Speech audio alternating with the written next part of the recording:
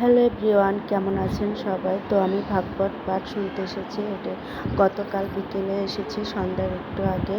এটা হচ্ছে আমার মামা শ্বশুর বাড়ি, ধর্মস্থ মামা শ্বশুর।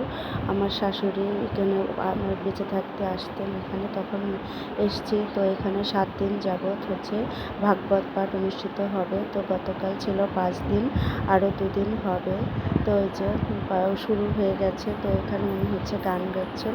তো ওনারা এসেছেন হচ্ছে ভারতের বৃন্দাবন থেকে। এই যে মহারাজ, উনি ধীর কৃষ্ণজি, উনি হচ্ছেন ভাগবত পাঠ করেন। উনি খুব সুন্দর ভাগবত পাঠ করেন। আজ 5 বছর যাবৎ এই মামাদের বাড়িতে হচ্ছে পাঠ করেন। তো গত বছর ভিসাজনিত কারণে, সমস্যার কারণে আসতে পারেনি। তো এবছরে যে এসেছেন অক্ষয় তৃতীয়ার দিন থেকে পাঠ করছেন। তো অনেক মানুষের সমাগম হয় এখানে। তো আমরা এসেছি।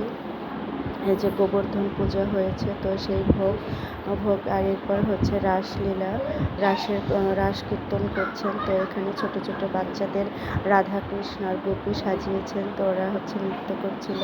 আর এই যে এই লোকটাকে দেখুন, উনি হচ্ছে গান করেন, মহারাজের সাথে থাকেন। তো উনি দেখছেন কত লম্বা, উনি 8 ফুটের মতো লম্বা। উনি প্রতি বছরই আসেন।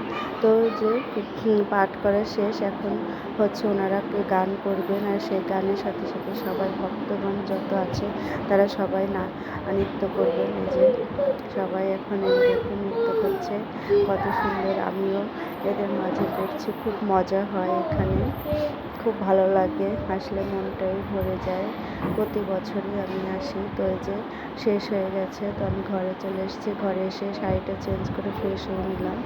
আর প্রচুর খিদাও লেগেছে। এখন বাজে রাত 12:30টার মতো। তো 11:30 পর্যন্ত পাঠ হয়েছে, তারপরে হচ্ছে নাচ। এরপরে যে এখন প্রসাদ খাবো, খিচুড়ি প্রসাদ। তো ভিডিওটি কেমন লাগলো অবশ্যই কমেন্ট করে জানাবেন। টাটা।